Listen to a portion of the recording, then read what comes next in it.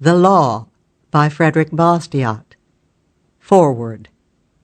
Anyone building a personal library of liberty must include in it a copy of Frederic Bastiat's classic essay, The Law, first published in 1850 by the great French economist and journalist. It is as clear a statement as has ever been made of the original American ideal of government, as proclaimed in the Declaration of Independence, that the main purpose of any government is the protection of the lives, liberties, and property of its citizens. Bastiat believed that all human beings possessed the God-given natural rights of individuality, liberty, property. "This is man," he wrote. "These three gifts from God precede all human legislation." But even in his time, writing in the late 1840s, Bastiat was alarmed over how the law had been perverted into an instrument of what he called legal plunder. Far from protecting individual rights, the law was increasingly used to deprive one group of citizens of those rights for the benefit of another group, and especially for the benefit of the state itself. He condemned the legal plunder of protectionist tariffs, government subsidies of all kinds, progressive taxation, public schools, government jobs programs, minimum wage laws, welfare, usury laws, and more. Bastiat's warnings of the dire effects of legal plunder are as relevant today as they were the day he first issued them. The system of legal plunder, which many now celebrate as democracy, will erase from everyone's conscience, he wrote, the distinction between justice and injustice. The plundered classes will eventually figure out how to enter the political game and plunder their fellow man. Legislation will never be guided by any principles of justice, but only by brute political force. The great French champion of liberty also forecast the corruption of education by the state.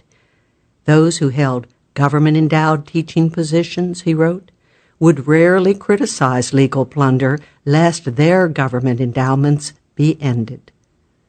The system of legal plunder would also greatly exaggerate the importance of politics in society. That would be a most unhealthy development, as it would encourage even more citizens to seek to improve their own well-being, not by producing goods and services for the marketplace, but by plundering their fellow citizens through politics. Bastiat was also wise enough to anticipate what modern economists call rent-seeking and rent-avoidance behavior.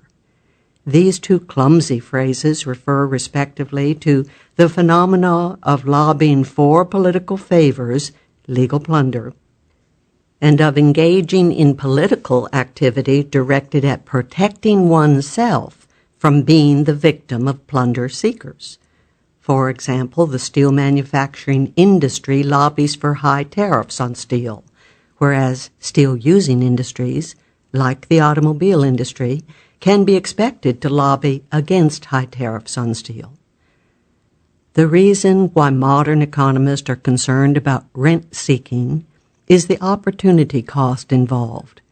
The more time, effort, and money that is spent by businesses on conniving to manipulate politics, merely transferring wealth, the less time is spent on producing goods and services, which increases wealth. Thus, legal plunder impoverishes the entire society, despite the fact that a small but politically influential part of the society benefits from it. It is remarkable, in reading The Law, how perfectly accurate Bastiat was in describing the statists of his day, which, it turns out, were not much different from the statists of today or any other day. The French socialists of Bastiat's day espoused doctrines that perverted charity, education, and morals, for one thing. True charity does not begin with the robbery of taxation, he pointed out. Government schooling is inevitably an exercise in statist brainwashing, not genuine education. And it is hardly moral for a large gang government to legally rob one segment of the population, keep most of the loot, and share a little of it with various needy individuals. Socialists want to play God, Bastiat observed, anticipating all the future tyrants and despots of the world who would try to remake the world in their image, whether that image would be communism, fascism, the glorious union, or global democracy. Bastiat also observed that socialists wanted forced conformity, rigid regimentation of the population through pervasive regulation, forced equality of wealth, and dictatorship. As such, they were the mortal enemies of liberty. Dictatorship need not involve an actual dictator. All that was needed, said Bastiat, was the laws enacted by a Congress or a Parliament that would achieve the same effect, forced conformity.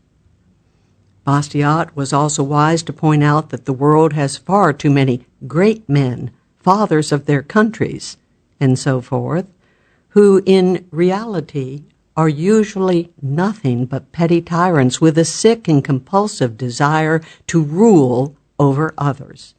The defenders of the free society should have a healthy disrespect for all such men.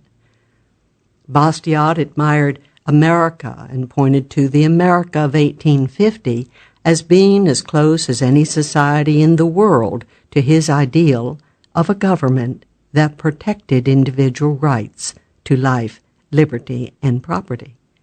There were two major exceptions, however, the twin evils of slavery and protectionist tariffs. Frederic Bastiat died on Christmas Eve, 1850, and did not live to observe the convulsions that the America he admired so much would go through in the next 15 years and longer.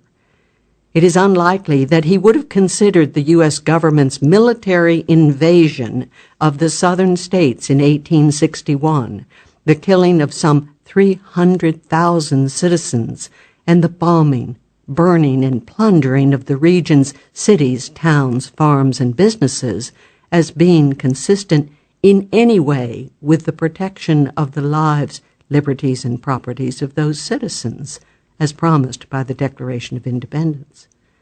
Had he lived to see all of this, he most likely would have added legal murder to legal plunder as one of the two great sins of government. He would likely have viewed the post-war Republican Party with its 50% average tariff rates, its massive corporate welfare schemes, and its 25-year campaign of genocide against the Plains Indians as first-rate plunderers and traitors to the American ideal. In the latter pages of The Law, Bastiat offers the sage advice that what was really needed was a science of economics that would explain the harmony, or lack thereof, of a free society, as opposed to socialism. He made a major contribution to this end himself with the publication of his book, Economic Harmonies, which can be construed as a precursor to the modern literature of the Austrian School of Economics. There is no substitute for a solid understanding of the market order and of the realities of politics when it comes to combating the kinds of destructive socialistic schemes that plagued Bastiat's day as well as ours. Anyone who reads this great essay along with other free market classics such as Henry Hazlitt's Economics in One Lesson and Murray Rothbard's Power and Market will possess enough intellectual ammunition to debunk the socialist fantasies of this or any other day. Thomas J. DiLorenzo, May 2007. The law perverted. The law, and in its wake all the collective forces of the nation. The law, I say, not only diverted from its proper direction, but made to pursue one entirely contrary. The law become the tool of every kind of avarice, instead of being its check. the law, guilty of that very iniquity which it was its mission to punish. Truly, this is a serious fact, if it exists, and one to which I feel bound to call the attention of my fellow citizens. We hold from God the gift that, as far as we are concerned, contains all others: life, physical, intellectual, and moral life. But life cannot support itself. He who has bestowed it has entrusted us with the care of supporting it, of developing it, and of perfecting it. To that end, He has provided us with a collection of wonderful faculties. He has plunged us into the midst of a variety of elements. It is by the application of our faculties to these elements that the phenomena of assimilation and of appropriation, by which life pursues the circle that has been assigned to it, are realized. Existence, faculties, assimilation. In other words, personality, liberty, property. This is man. It is of these three things that it may be said, apart from all demagogic subtlety, that they are anterior and superior to all human legislation. It is not because men have made laws that personality, liberty, and property exist. On the contrary, it is because personality, liberty, and property exist beforehand that men make laws. What then is law? As I have said elsewhere, it is the collective organization of the individual right to lawful defense. Nature, or rather God, has bestowed upon every one of us the right to defend his person, his liberty, and his property, since these are the three constituent or preserving elements of life, elements each of which is rendered complete by the others, and that cannot be understood without them. For what are our faculties but the extension of our personality? And what is property but an extension of our faculties? If every man has the right of defending, even by force, his person, his liberty, and his property, a number of men have the right to combine together, to extend, to organize a common force, to provide regularly for this defense. Collective right, then, has its principle, its reason for existing, its lawfulness in individual right, and the common force cannot rationally have any other end or any other mission than that of the isolated forces for which it is substituted. Thus, as the force of an individual cannot lawfully touch the person, the liberty, or the property of another individual, for the same reason, the common force cannot lawfully be used to destroy the person, the liberty, or the property of individuals or of classes.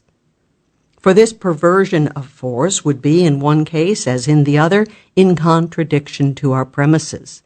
For who will dare to say that force has been given to us, not to defend our rights, but to annihilate the equal rights of our brethren? And if this be not true of every individual force acting independently, how can it be true of the collective force, which is only the organized union of isolated forces? Nothing, therefore, can be more evident than this. The law is the organization of the natural right of lawful defense. It is the substitution of collective for individual forces, for the purpose of acting in the sphere in which they have a right to act, of doing what they have a right to do, to secure persons, liberties, and properties, and to maintain each in its right, so as to cause justice to reign over all.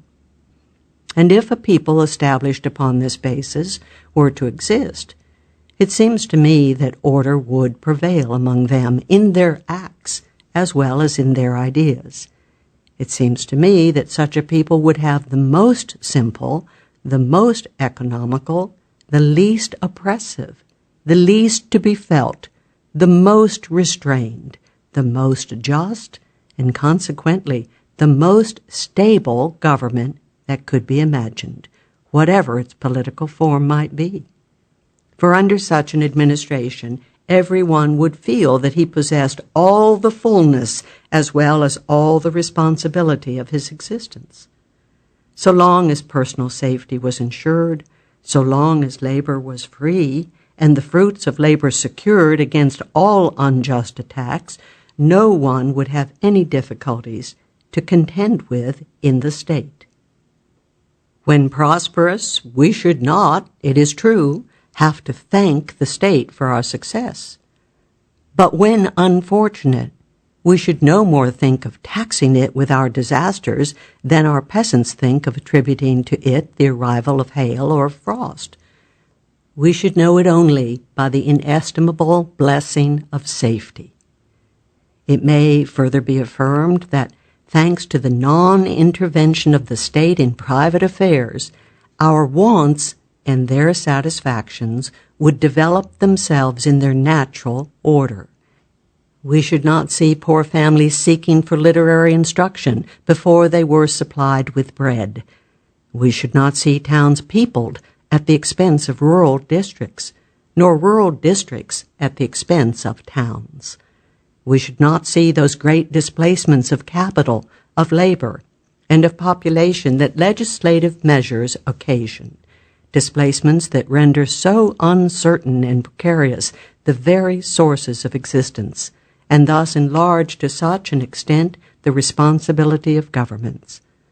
Unhappily, law is by no means confined to its own sphere, nor is it merely in some ambiguous and debatable views that it has left its proper sphere.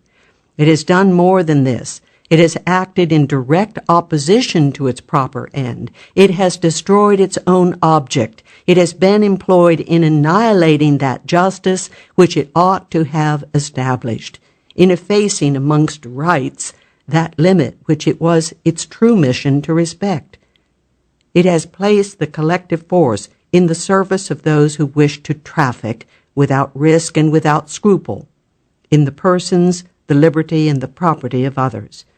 It has converted plunder into a right, that it may protect it, and lawful defense into a crime, that it may punish it. How has this perversion of law been accomplished, and what has resulted from it? The law has been perverted through the influence of two very different causes: naked greed and misconceived philanthropy. Let us speak of the former. Self-preservation and development is the common aspiration of all men, in such a way that if every one enjoyed the free exercise of his faculties and the free disposition of their fruits, social progress would be incessant, uninterrupted, inevitable. But there is also another disposition which is common to them. This is to live and to develop, when they can, at the expense of one another. This is no rash imputation emanating from a gloomy, uncharitable spirit. History bears witness to the truth of it by the incessant wars, the migrations of races, sectarian oppressions, the universality of slavery, the frauds in trade, and the monopolies with which its annals abound. This fatal disposition has its origin in the very constitution of man, in that primitive and universal and invincible sentiment that urges it towards its well-being and makes it seek to escape pain. Man can only derive life and enjoyment from a perpetual search and appropriation. That is, from a perpetual application of his faculties to objects or from labor. This is the origin of property. But also he may live and enjoy by seizing and appropriating the productions of the faculties of his fellow men. This is the origin of plunder. Now, labor being in itself a pain, and man being naturally inclined to avoid pain, it follows, and history proves it, that wherever plunder is less burdensome than labor, it prevails. and neither religion nor morality can, in this case, prevent it from prevailing. When does plunder cease, then? When it becomes more burdensome and more dangerous than labor. It is very evident that the proper aim of law is to oppose the fatal tendency to plunder with the powerful obstacle of collective force, that all its measures should be in favor of property and against plunder. But the law is made generally by one man or by one class of men, and as law cannot exist without the sanction and the support of the preponderant force, it must finally place this force in the hands of those who legislate. This inevitable phenomenon, combined with the fatal tendency that, we have said, exists in the heart of man, explains the almost universal perversion of law. It is easy to conceive that instead of being a check upon injustice, it becomes its most invincible instrument. It is easy to conceive that, according to the power of the legislator, it destroys for its own profit, and in different degrees amongst the rest of the community, personal independence by slavery, liberty by oppression, and property by plunder. It is in the nature of men to rise against the injustice of which they are the victims. When, therefore, plunder is organized by law for the profit of those who perpetrate it, all the plundered classes tend, either by peaceful or revolutionary means, to enter in some way into the manufacturing of laws. These classes, according to the degree of enlightenment at which they have arrived, may propose to themselves two very different ends, when they thus attempt the attainment of their political rights. Either they may wish to put an end to lawful plunder, or they may desire to take part in it. Woe to the nation where this latter thought prevails amongst the masses at the moment when they, in their turn, seize upon the legislative power. Up to that time, lawful plunder has been exercised by the few upon the many, as is the case in countries where the right of legislating is confined to a few hands. But now it has become universal, and the equilibrium is sought in universal plunder. The injustice that society contains, instead of being rooted out of it, is generalized. As soon as the injured classes have recovered their political rights, their first thought is not to abolish plunder. This would suppose them to possess enlightenment, which they cannot have, but to organize against the other classes, and to their own detriment, a system of reprisals, as if it was necessary before the reign of justice arrives that all should undergo a cruel retribution, some for their iniquity and some for their ignorance. It would be impossible, therefore, to introduce into society a greater change and a greater evil than this, the conversion of the law into an instrument of plunder. What would be the consequences of such a perversion? It would require volumes to describe them all. We must content ourselves with pointing out the most striking. In the first place, it would efface from everybody's conscience the distinction between justice and injustice. No society can exist unless the laws are respected to a certain degree, but the safest way to make them respected is to make them respectable. When law and morality are in contradiction to each other, the citizen finds himself in the cruel alternative of either losing his moral sense or of losing his respect for the law, two evils of equal magnitude, between which it would be difficult to choose. It is so much in the nature of law to support justice that in the minds of the masses they are one and the same. There is in all of us a strong disposition to regard what is lawful as legitimate, so much so that many falsely derive all justice from law.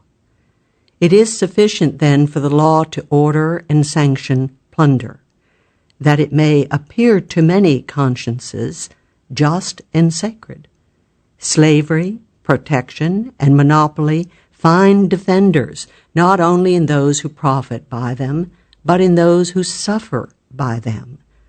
If you suggest a doubt as to the morality of these institutions, it is said directly, "You are a dangerous experimenter, a utopian, a theorist, a despiser of the laws."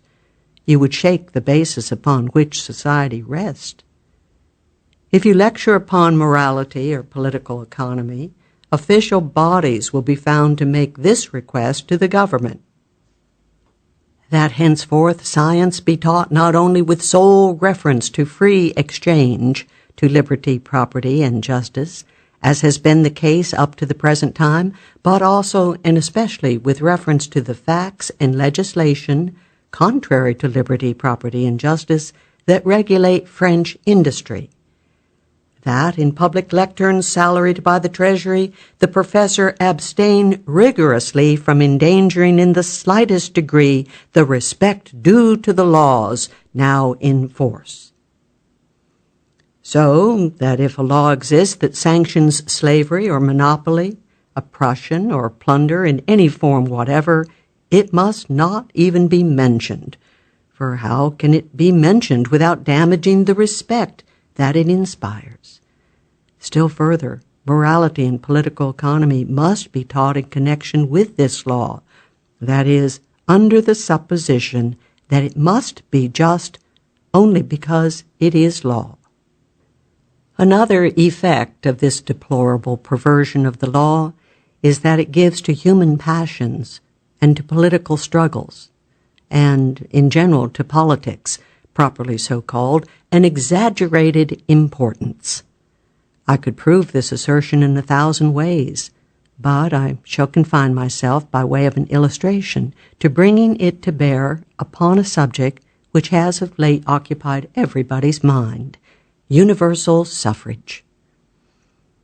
Whatever may be thought of it by the adepts of the school of Rousseau, which professes to be very far advanced, but which I consider 20 centuries behind, universal suffrage, taking the word in its strictest sense, is not one of those sacred dogmas with respect to which examination and doubt are crimes.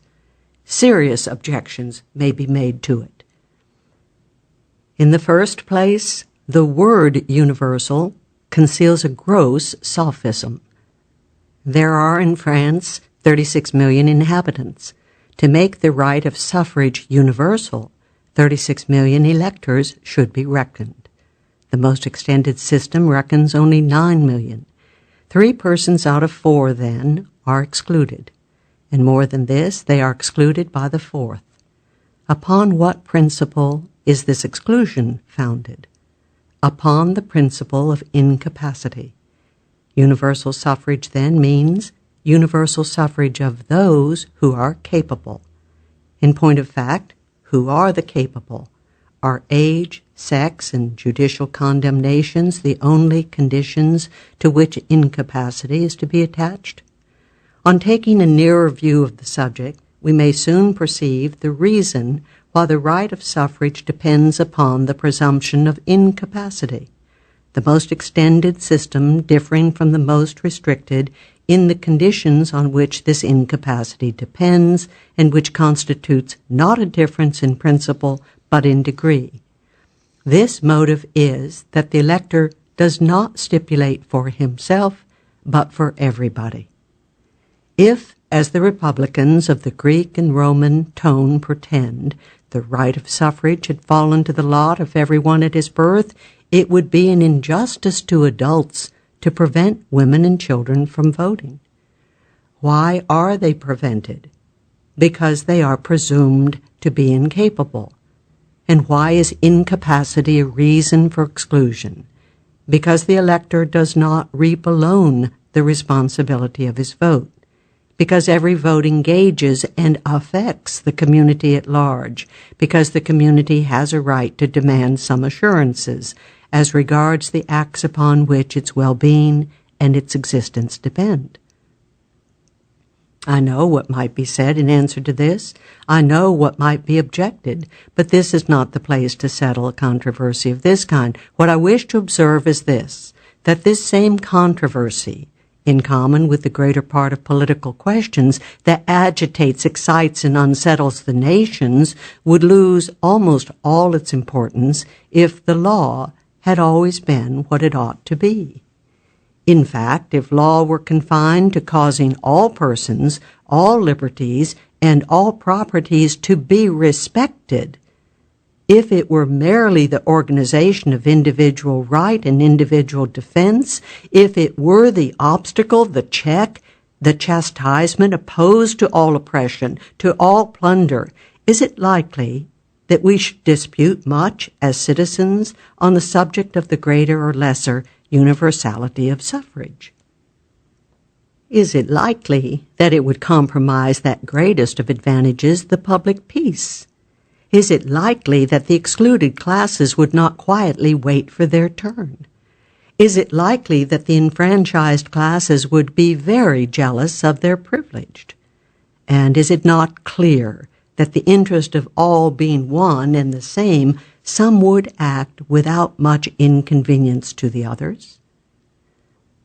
But if the fatal principle should come to be introduced, that under pretense of organization, regulation, protection, or encouragement, the law may take from one party in order to give to another, help itself to the wealth acquired by all the classes, that it may increase that of one class, whether that of the agriculturalist, the manufacturers, the ship owners, or artists and comedians, then certainly, in this case, there is no class which may not try, and with reason, to place its hand upon the law, that would not demand with fury its right of election and eligibility, and that would overturn society rather than not obtain it.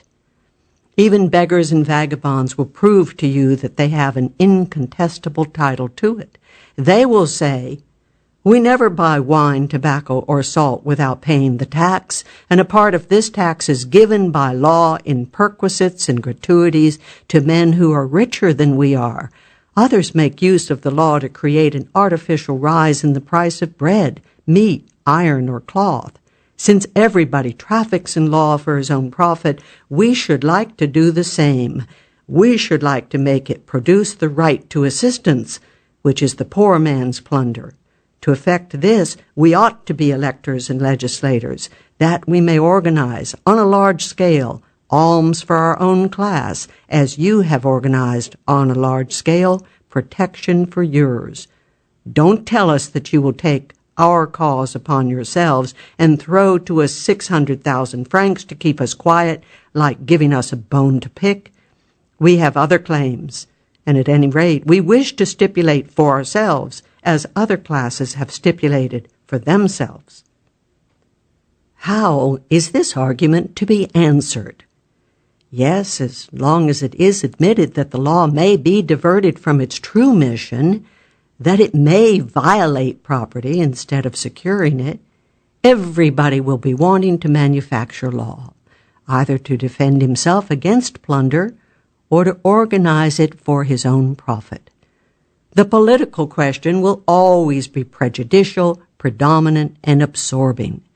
In a word, there will be fighting around the door of the legislative palace. The struggle will be no less furious within it. To be convinced of this, it is hardly necessary to look at what passes in the chambers in France and in England. It is enough to know how the question stands. Is there any need to prove that this odious perversion of law is a perpetual source of hatred and discord, that it even tends to social disorganization? Look at the United States. There is no country in the world where the law is kept more within its proper domain, which is to secure to everyone his liberty and his property. Therefore, there is no country in the world where social order appears to rest upon a more solid basis. Nevertheless, even in the United States, there are two questions, and only two, that from the beginning have endangered political order. And what are these two questions? That of slavery and that of tariffs. That is precisely the only two questions in which, contrary to the general spirit of this republic, law has taken the character of a plunderer. Slavery is a violation, sanctioned by law, of the rights of the person. Protection is a violation, perpetrated by the law upon the rights of property. And certainly it is very remarkable that, in the midst of so many other debates, this double legal scourge, the sorrowful inheritance of the old world, should be the only one which can, and perhaps will, cause the rupture of the Union. Indeed, a more astounding fact in the heart of society cannot be conceived than this, that law should have become an instrument of injustice. And if this fact occasions consequences so formidable to the United States, where there is but one exception, what must it be with us in Europe, where it is a principle, a system? Mr. Montalembert, adopting the thought of a famous proclamation of Mr. Carlier, said, "We must make war against socialism." And by socialism, according to the definition of Mr. Charles Duffin, he meant plunder. But what plunder did he mean? For there are two sorts, extra-legal and legal plunder.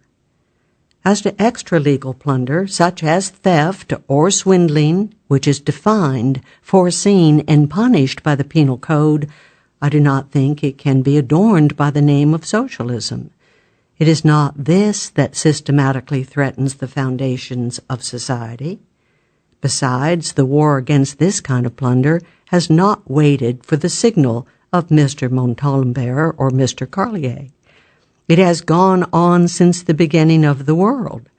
France was carrying it on long before the Revolution of February, long before the appearance of socialism, with all the ceremonies of magistry, police, gendarmerie, prisons, dungeons, and scaffolds. It is the law itself that is conducting this war, and it is to be wished, in my opinion, that the law should always maintain this attitude with respect to plunder. But this is not the case. The law sometimes takes its own part. Sometimes it accomplishes it with its own hands in order to save the parties benefited the shame, the danger, and the scruple. Sometimes it places all this ceremony of magistry, police, gendarmerie, and prisons at the service of the plunderer, and treats the plundered party, when he defends himself, as the criminal. In a word, there is a legal plunder, and it is no doubt this that is meant by Mr. Montalembert. This plunder may be only an exceptional blemish in the legislation of a people, and in this case the best thing that can be done is, without so many speeches and lamentations, to do away with it as soon as possible, notwithstanding the clamors of interested parties. But how is it to be distinguished? Very easily. See whether the law takes from some persons that which belongs to them to give to others what does not belong to them. See whether the law performs for the profit of one citizen and to the injury of others. An act that this citizen cannot perform without committing a crime. Abolish this law without delay. It is not merely an iniquity, it is a fertile source of iniquities, for it invites reprisals. And if you do not take care, the exceptional case will extend, multiply, and become systematic. No doubt the party benefited will exclaim loudly. He will assert his acquired rights. He will say that the state is bound to protect and encourage his industry.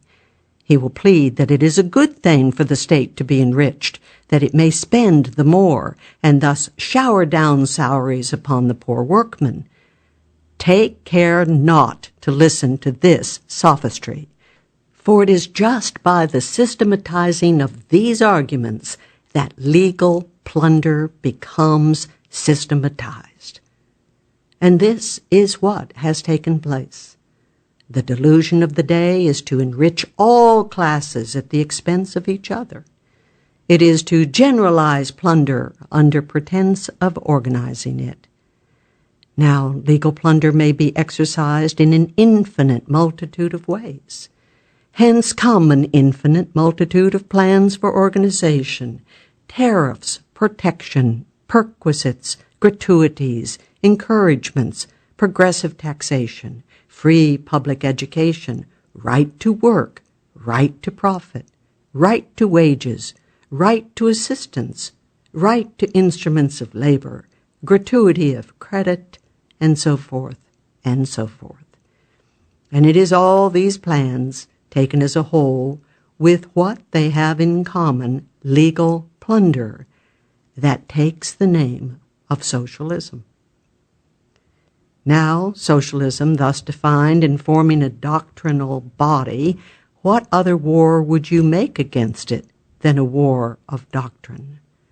You find this doctrine false, absurd, abominable? Refute it. This will be all the easier, the more false, absurd, and abominable it is. Above all, if you wish to be strong, begin by rooting out of your legislation every particle of socialism which may have crept into it. And this will be no light work. Mr. Montalembert has been reproached with wishing to turn brute force against socialism.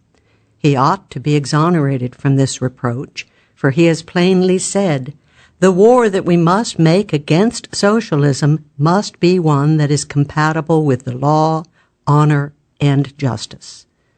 But how is it that Mr. Montalembert does not see that he is placing himself in a vicious circle? You would oppose law to socialism, but it is the law that socialism invokes. It aspires to legal, not extra-legal plunder. It is of the law itself, like monopolist of all kinds, that it wants to make an instrument. And when once it has the law on its side, how will you be able to turn the law against it?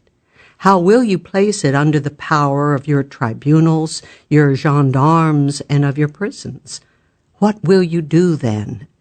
You wish to prevent it from taking any part in the making of laws. You would keep it outside the legislative palace. In this you will not succeed, I venture to prophesy, so long as legal plunder is the basis of the legislation within.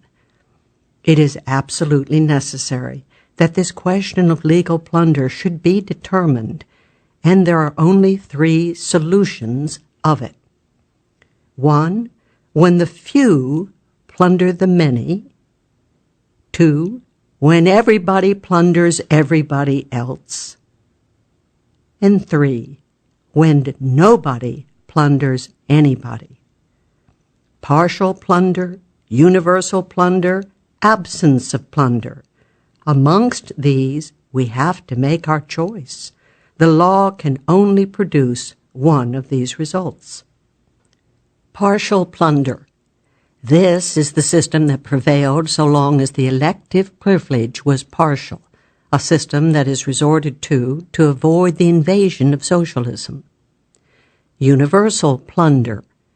We've been threatened by this system when the elective privilege has become universal, the masses having conceived the idea of making law on the principle of legislators who had preceded them. Absence of plunder.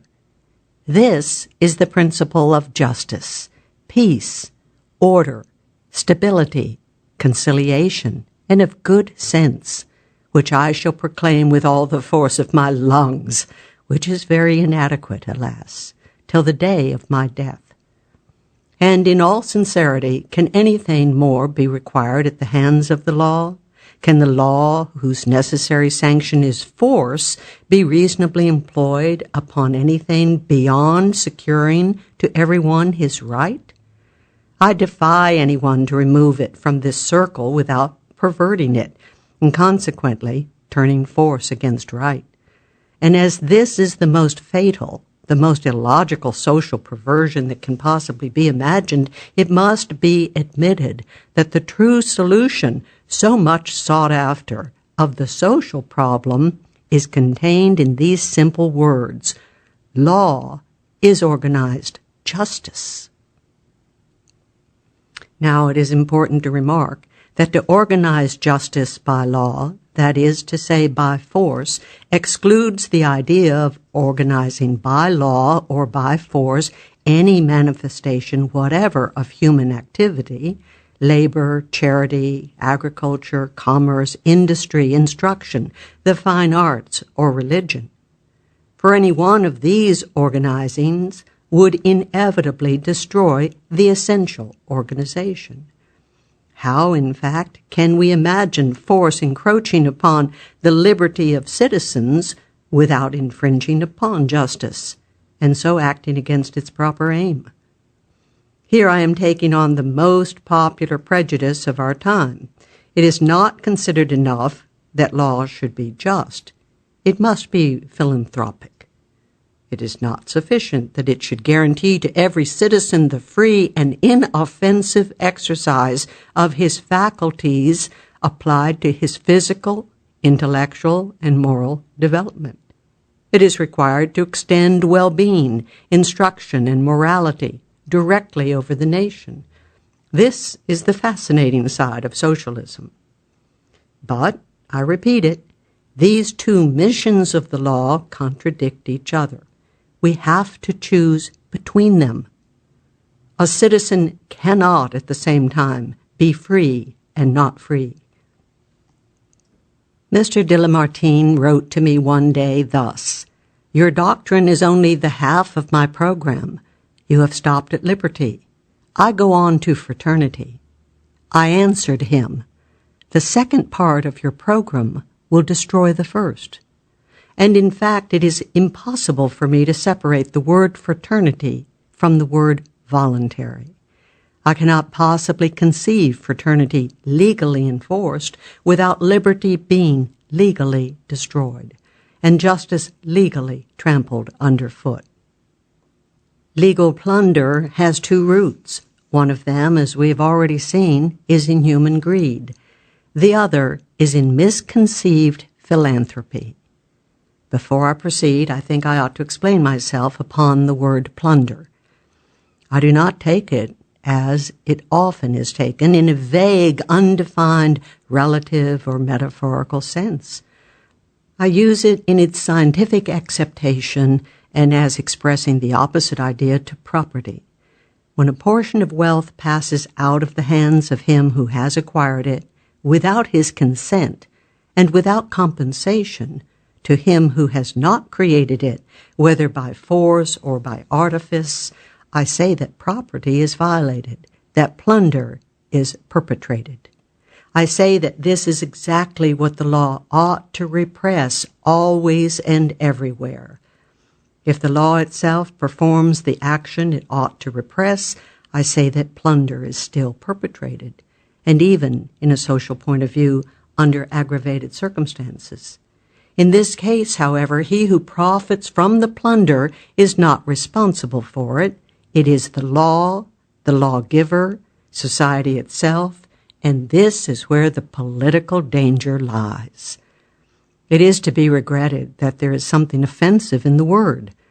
I have sought in vain for another, for I would not wish at any time, and especially just now, to add an irritating word to our disagreements.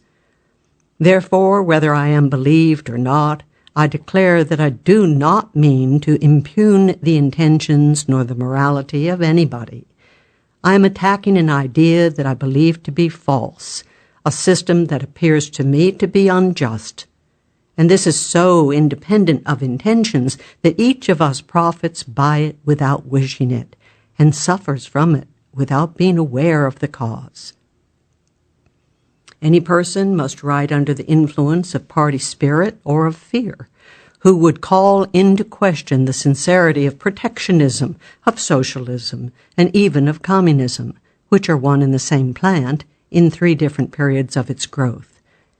All that can be said is that plunder is more visible by its partiality in protectionism.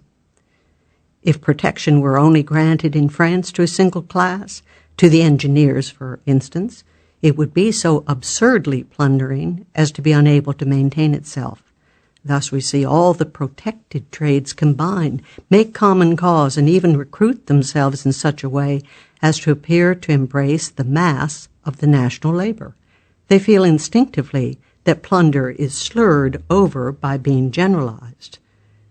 Plunder is more visible by its universality in communism.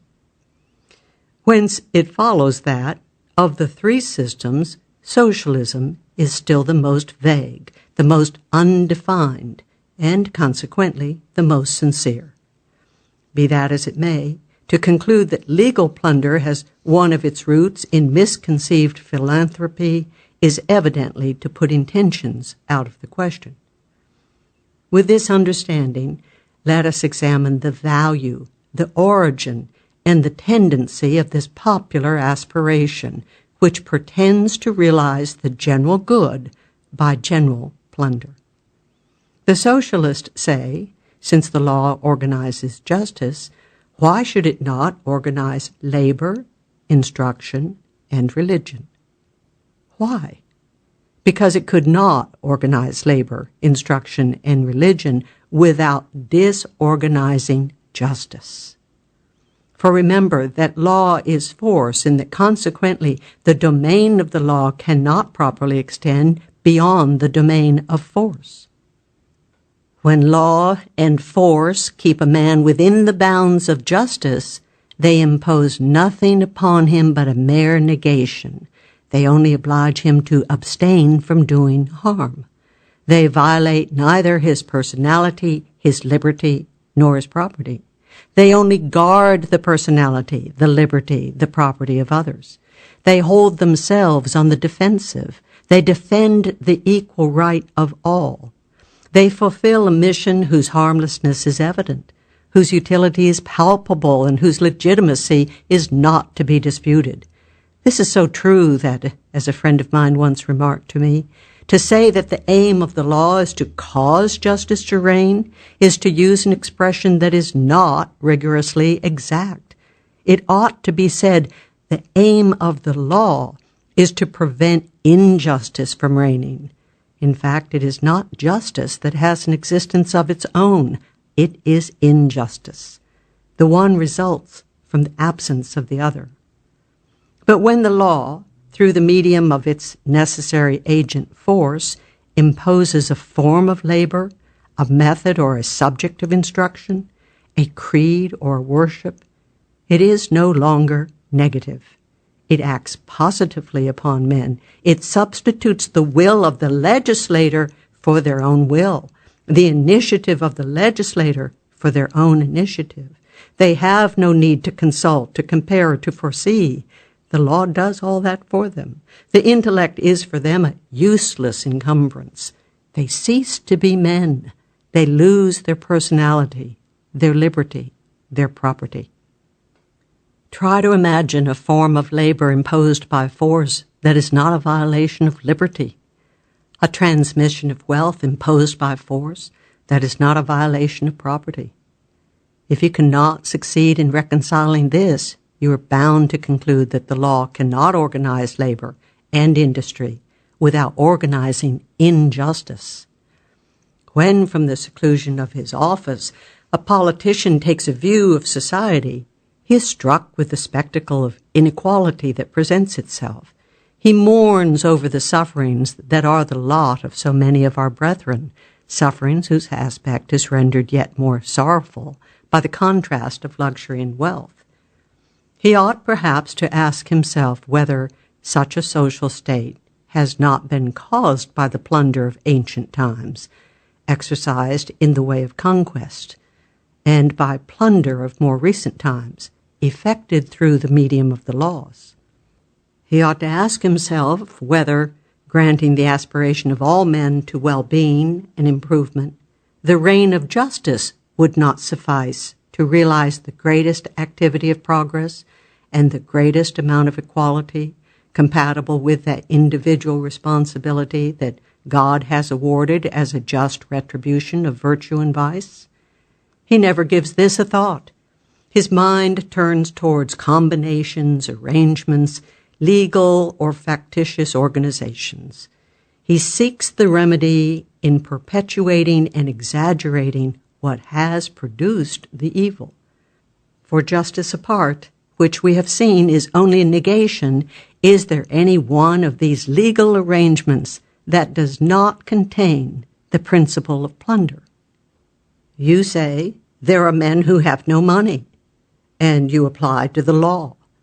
But the law is not a self-supplied fountain, whence every stream may obtain supplies independently of society.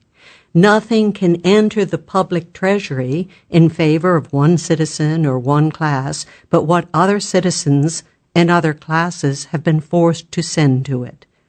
If everyone draws from it only the equivalent of what he has contributed to it, your law, it is true, is no plunderer, but it does nothing for men who want money.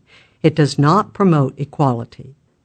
It can only be an instrument of equalization as far as it takes from one party to give to another, and then it is an instrument of plunder. Examine in this light the protection of tariffs, subsidies, right to profit, right to labor, right to assistance, free public education, progressive taxation, gratuitousness of credit, social workshops, and you will always find at the bottom legal plunder, organized injustice.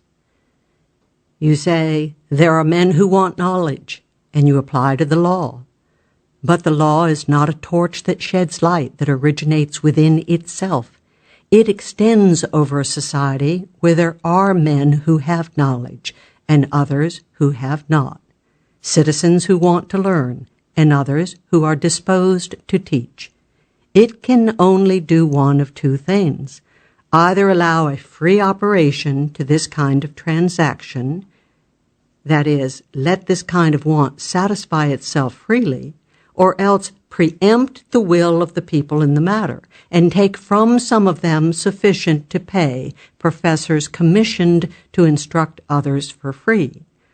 But in this second case, there cannot fail to be a violation of liberty and property, legal plunder. You say, here are men who are wanting in morality or religion, and you apply to the law. But law is force, and need I say how far it is a violent and absurd enterprise to introduce force in these matters? As the result of its systems and of its efforts, it would seem that socialism, notwithstanding all its self-complacency, can scarcely help perceiving the monster of legal plunder. But what does it do?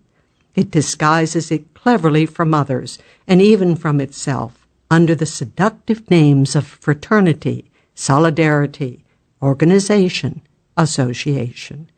And because we do not ask so much at the hands of the law, because we only ask it for justice, it alleges that we reject fraternity, solidarity, organization, and association, and they brand us with the name of individualist. We can assure them that what we repudiate is not natural organization, but forced organization. It is not free association, but the forms of association that they would impose upon us. It is not spontaneous fraternity, but legal fraternity. It is not providential solidarity, but artificial solidarity, which is only an unjust displacement of responsibility. Socialism, like the old policy from which it emanates, confounds government and society. And so, every time we object to a thing being done by government, it concludes that we object to its being done at all. We disapprove of education by the state. Well, then we are against education altogether. We object to a state religion. Then we would have no religion at all. We object to an equality which is brought about by the state when we are against equality, and so forth, and so forth. They might as well accuse us of wishing men not to eat because we object to the cultivation of corn by the state. How is it that the strange idea of making the law produce what it does not contain, prosperity in a positive sense, wealth, science, religion, should ever have gained ground in the political world? The modern politicians, particularly those of the socialist school, found their different theories upon one common hypothesis, and surely a more strange and more presumptuous notion could never have entered a human brain. They divide mankind into two parts. Men in general, except one, form the first. The politician himself forms the second, which is by far the most important.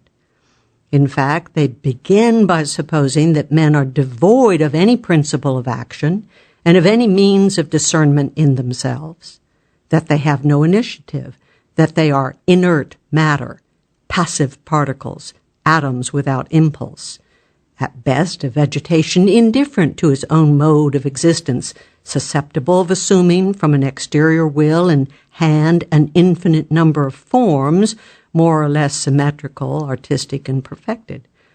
Moreover, every one of these politicians does not hesitate to assume that he himself is, under the names of organizer, discoverer, legislator, institutor, or founder, this will and hand, this universal initiative, this creative power, whose sublime mission it is to gather together these scattered materials, that is, men, into society. Starting from these data, as a gardener according to his caprice shapes his trees into pyramids, parasols, cubes, cones, vases, espaliers, distaffs, or fans, so the socialist, following his chimera, shapes poor humanity into groups, series, circles, subcircles, honeycombs, or social workshops, with all kinds of variations. And as the gardener, to bring his trees into shape, needs hatchets, pruning hooks, saws, and shears, so the politician, to bring society into shape, needs the forces which he can only find in the laws: the law of tariffs, the law of taxation, the law of assistance, and the law of education. It is so true that the socialists look upon mankind as a subject for social experiments that if, by chance, they are not quite certain of the success of these experiments, they will request a portion of mankind as a subject to experiment upon. It is well known how popular the idea of trying all systems is, and one of their chiefs has been known seriously to demand of the Constituent Assembly a parish with all its inhabitants upon which to make his experiments. It is thus that an inventor will make a small machine before he makes one of the regular size. Thus the chemist sacrifices some substances, the agriculturalist some seed and a corner of his field, to make trial of an idea. But think of the difference between the gardener and his trees, between the inventor and his machine, between the chemist and his substances, between the agriculturalist and his seed. The socialist thinks, in all sincerity, that there is the same difference between himself and mankind. No wonder the politicians of the 19th century look upon society as an artificial production of the legislator's genius. This idea, the result of a classical education, has taken possession of all the thinkers and great writers of our country. To all these persons, the relations between mankind and the legislator appear to be the same as those that exist between the clay and the potter. Moreover, if they have consented to recognize in the heart of man a capability of action and in his intellect a faculty of discernment, they have looked upon this gift of God as a fatal one, and thought that mankind, under these two impulses, tended fatally towards ruin. They have taken it for granted that if abandoned to their own inclinations, men would only occupy themselves with religion to arrive at atheism, with instruction to come to ignorance, and with labor and exchange to be extinguished in misery. Happily, according to these writers, there are some men termed governors and legislators, upon whom heaven has bestowed opposite tendencies, not for their own sake only, but for the sake of the rest of the world. Whilst mankind tends to evil, they incline to good. Whilst mankind is advancing toward darkness, they are aspiring to enlightenment. Whilst mankind is drawn towards vice, they are attracted by virtue. And, this granted, they demand the assistance of force, by means of which they are to substitute their own tendencies for those of the human race. It is only needful to open, almost at random, a book on philosophy, politics, or history, to see how strongly this idea, the child of classical studies and the mother of socialism, is rooted in our country. That mankind is merely inert matter, receiving life, organization, morality, and wealth from power. Or rather, and still worse, that mankind itself tends towards degradation and is only arrested in its tendency by the mysterious hand of the legislator.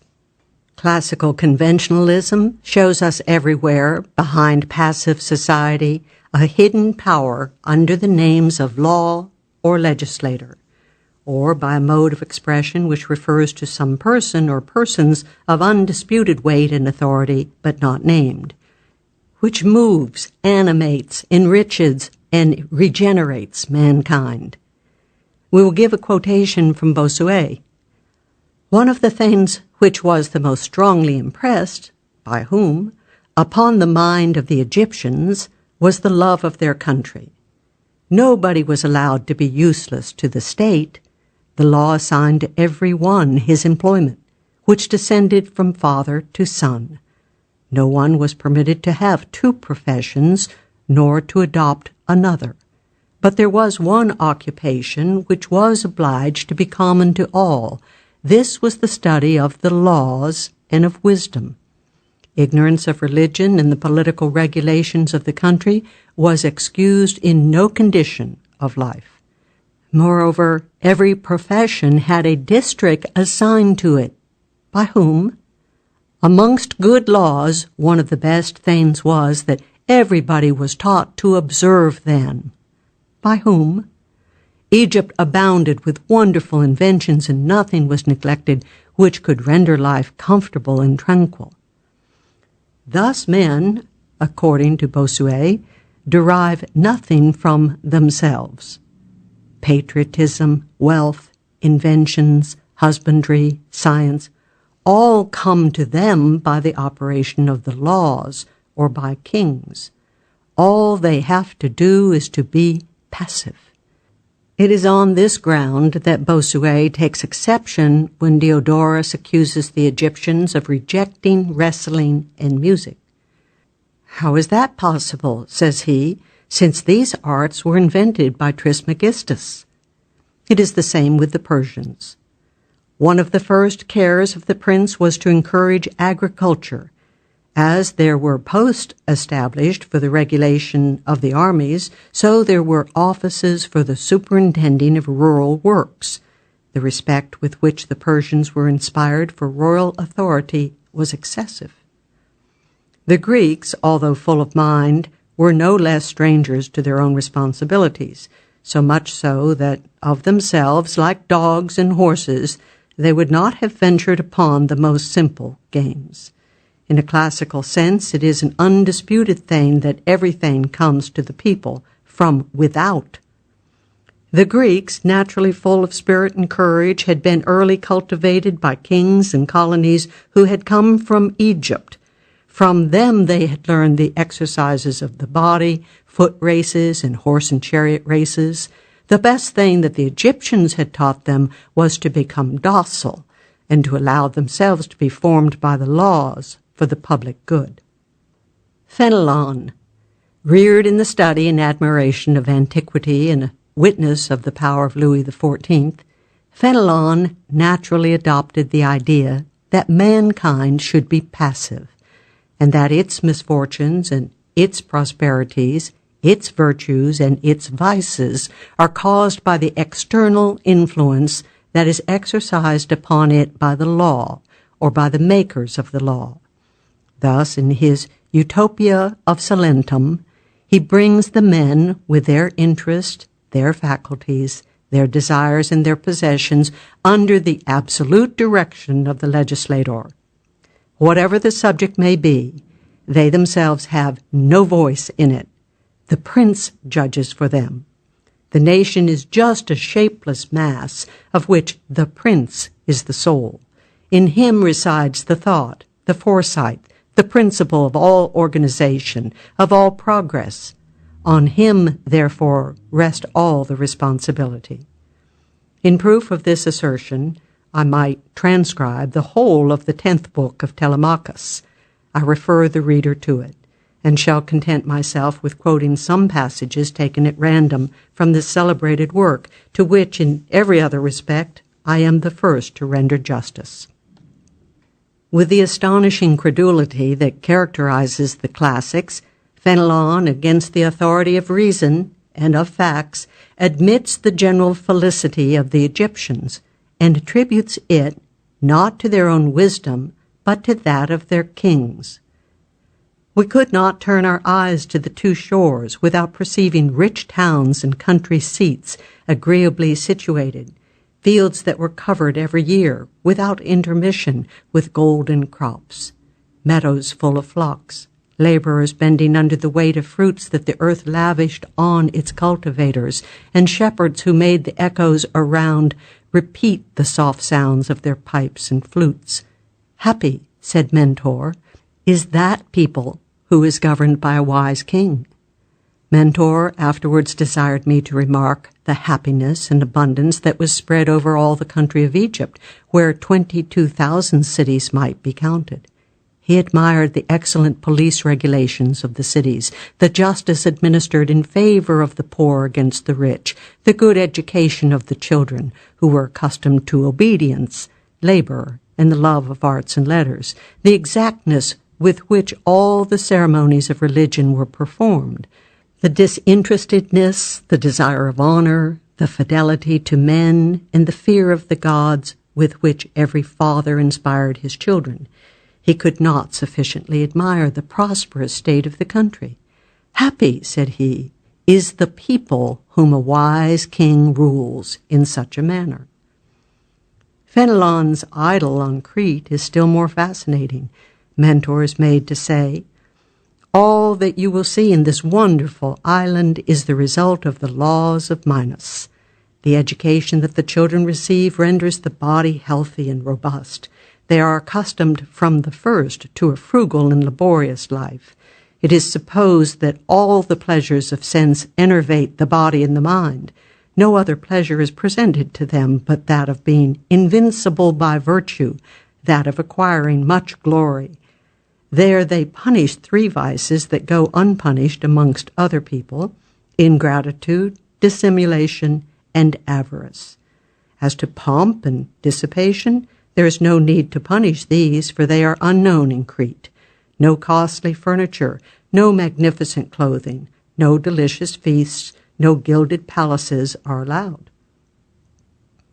It is thus that Mentor prepares his scholar to mold and manipulate, doubtless with the most philanthropic intentions, the people of Ithaca. And to confirm him in these ideas, he gives him the example of Salentum. So we receive our first political notions. We are taught to treat men very much as Oliver de Serres teaches farmers to manage and to mix the soil. Montesquieu. To sustain the spirit of commerce, it is necessary that all the laws should favor it, that these same laws, by their regulations in dividing the fortunes in proportion as commerce enlarges them, should place every poor citizen in sufficiently easy circumstances to enable him to work like the others, and every rich citizen in such mediocrity that he must work in order to retain or to acquire. Thus the laws are to dispose of all fortunes. Although in a democracy real equality be the soul of the state, yet it is so difficult to establish that an extreme exactness in this matter would not always be desirable.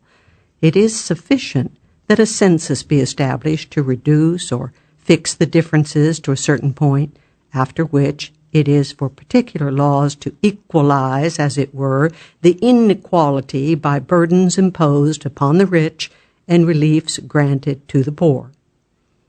Here again we see the equalization of fortunes by law, that is, by force. There were in Greece two kinds of republics. One was military, as Sparta, the other commercial, as Athens. In the one it was wished, by whom, that the citizens should be idle. In the other the love of labor was encouraged. It is worth our while to pay a little attention to the extent of genius required by these legislators, that we may see how, by confounding all the virtues, they showed their wisdom to the world. Lycurgus, blending theft with the spirit of justice, the hardest slavery with extreme liberty, the most atrocious sentiments with the greatest moderation, gave stability to his city. He seemed to deprive it of all its resources, arts, commerce, money, and walls. There was ambition without the hope of rising. There were natural sentiments where the individual was neither child nor husband nor father. Chastity was even deprived of modesty. By this road, Sparta was led on to grandeur and to glory. The phenomenon that we observe in the institutions of Greece has been seen in the midst of the degeneracy and corruption of our modern times. An honest legislator has formed a people where probity has appeared as natural as bravery among the Spartans. Mr. Penn is a true Lycurgus, and although the former had peace for his object, and the latter war, they resemble each other in the singular path upon which they have led their people, in their influence over free men, in the prejudices which they have overcome, the passions they have subdued. Paraguay furnishes us with another example. Society has been accused of the crime of regarding the pleasure of commanding as the only good of life, but it will always be a noble thing to govern men by making them happy. Those who desire to form similar institutions will establish community of property, as in the Republic of Plato, the same reverence as he enjoined for the gods, separation from strangers for the preservation of morality, and make the city, and not the citizens, create commerce. They should give our arts without our luxury, our wants without our desires. Vulgar infatuation may exclaim, if it likes, "It is Montesquieu, magnificent, sublime." I am not afraid to express my opinion and to say, "What? You have the gall to call that fine? It is frightful. It is abominable." And these extracts, which I might multiply, show that according to Montesquieu, the persons, the liberties, the property, mankind itself are nothing but grist for the mill of the sagacity of lawgivers. Rousseau. Although this politician, the paramount authority of the Democrats, makes the social edifice rest upon the general will, no one has so completely admitted the hypothesis of the entire passiveness of human nature in the presence of the lawgiver. If it is true that a great prince is a rare thing, how much more so must a great lawgiver be? The former has only to follow the pattern proposed to him by the latter. This latter is the engineer who invents the machine. The former is merely the workman who sets it in motion. And what part have men to act in all this? That of the machine, which is set in motion? Or rather, are they not the brute matter of which the machine is made? Thus, between the legislator and the prince, between the prince and his subjects, there are the same relations as those that exist between the agricultural writer and the agriculturalist and the clod. At what a vast height, then, is the politician placed who rules over legislators themselves and teaches them their trade in such imperative terms as the following: would you give consistency to the state? Bring the extremes together as much as possible. Suffer neither wealthy persons nor beggars. If the soil is poor and barren, or the country too much confined for the inhabitants, turn to industry and the arts. whose productions you will exchange for the provisions which you require. On a good soil, if you are short of inhabitants, give all your attention to agriculture, which multiplies men, and banish the arts, which only serve to depopulate the country. Pay attention to extensive and convenient coasts. Cover the sea with vessels, and you will have a brilliant and short existence.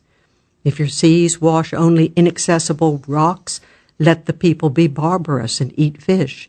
They will live more quietly, perhaps better, and most certainly more happily. In short, besides those maxims which are common to all, every people has its own particular circumstances which demand a legislation peculiar to itself. It was thus that the Hebrews formerly, and the Arabs more recently, had religion for their principal object. That of the Athenians was literature, that of Carthage and Tyre, commerce, of Rhodes, naval affairs, of Sparta, war, and of Rome, virtue. The author of the Spirit of Laws has shown the art by which the legislator should frame his institutions towards each of these objects. But if the legislator, mistaking his object, should take up a principle different from that which arises from the nature of things, if one should tend to slavery and the other to liberty, if one to wealth and the other to population, one to peace and the other to conquests, the laws will insensibly become enfeebled, the Constitution will be impaired, and the state will be subject to incessant agitations until it is destroyed or becomes changed, and invincible nature regains her empire. But if nature is sufficiently invincible to regain its empire, why does not Rousseau admit that it had no need of the legislator to gain its empire from the beginning? Why does he not allow that by obeying their own impulse, men would of themselves apply agriculture to a fertile district, and commerce to extensive and commodious coast, without the interference of a Lycurgus, a Solon, or a Rousseau, who would undertake it at the risk of deceiving themselves? Be that as it may, we see with what a terrible responsibility Rousseau invests inventors, institutors, conductors, and manipulators of societies. He is, therefore, very exacting with regard to them. He who dares to undertake the institutions of a people ought to feel that he can, as it were, transform every individual who is by himself a perfect and solitary whole, receiving his life and being from a larger whole of which he forms a part. He must feel that he can change the constitution of man, to fortify it, and substitute a social and moral existence for the physical and independent one that we have all received from nature. In a word, he must deprive man of his own powers to give him others that are foreign to him. Poor human nature! What would become of its dignity if it were entrusted to the disciples of Rousseau? Raynal. The climate, that is, the air and the soil, is the first element for the legislator. His resources prescribe to him his duties. First, he must consult his local position. A population dwelling upon maritime shores must have laws fitted for navigation. If the colony is located in an inland region, a legislator must provide for the nature of the soil and for its degree of fertility. It is more especially in the distribution of property that the wisdom of legislation will appear.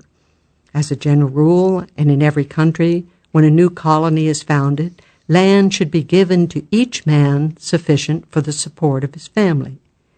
In an uncultivated island, which you are colonizing with children, it will only be needful to let the germs of truth expand in the developments of reason. But when you establish old people in a new country, the skill consists in only allowing it those injurious opinions and customs which it is impossible to cure and correct. If you wish to prevent them from being perpetuated, you will act upon the rising generation by a general and public education of the children. A prince or legislator ought never to found a colony without previously sending wise men there to instruct the youth. In a new colony, every facility is open to the precautions of the legislator who desires to purify the tone and the manners of the people.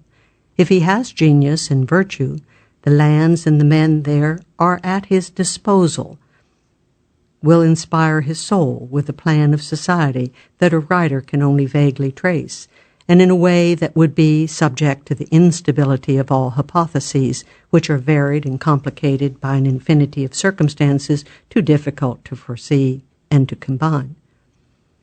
One would think it was a professor of agriculture who was saying to his pupils, "The climate is the only rule for the agriculturalist. His resources dictate to him his duties. The first thing he has to consider is his local position. If he is on clayey soil, he must do so and so. If he has to contend with sand, this is the way in which he must set about it. Every facility is open to the agriculturist who wishes to clear and improve his soil. If he only has the skill, the manure which he has at his disposal will suggest to him a plan of operation, which a professor can only vaguely trace, and in a way that would be subject to the uncertainty of all hypotheses, which vary and are complicated by an infinity of circumstances too difficult to foresee and to combine. But, oh, sublime writers, deign to remember sometimes that this clay, this sand, this manure, of which you are disposing in so arbitrary a manner, are men, your equals, intelligent and free beings like yourselves, who have received from God, as you have, the faculty of seeing, of foreseeing, of thinking, and of judging for themselves." Mabley. He is supposing the laws to be worn out by time and by the neglect of security, and continues thus, "Under these circumstances we must be convinced that the bonds of government are slack. Give them a new tension." It is the reader who is addressed, "and the evil will be remedied. Think less of punishing the faults than of encouraging the virtues that you want. By this method you will bestow upon your republic the vigor of youth. Through ignorance of this, a free people has lost its liberty. But if the evil has made so much way that the ordinary magistrates are unable to remedy it effectually, have recourse to an extraordinary magistracy, whose time should be short and its power considerable. The imagination of the citizens requires to be impressed." In this style he goes on through 20 volumes. There was a time when, under the influence of teaching like this, which is the foundation of classical education, everyone was for placing himself beyond and above mankind, for the sake of arranging, organizing, and instituting it in his own way. Condillac. "Take upon yourself, my lord, the character of Lycurgus or of Solon. Before you finish reading this essay, amuse yourself with giving laws to some wild people in America or in Africa. Establish these roving men in fixed dwellings. Teach them to keep flocks. Endeavor to develop the social qualities that nature has implanted in them. Make them begin to practice the duties of humanity.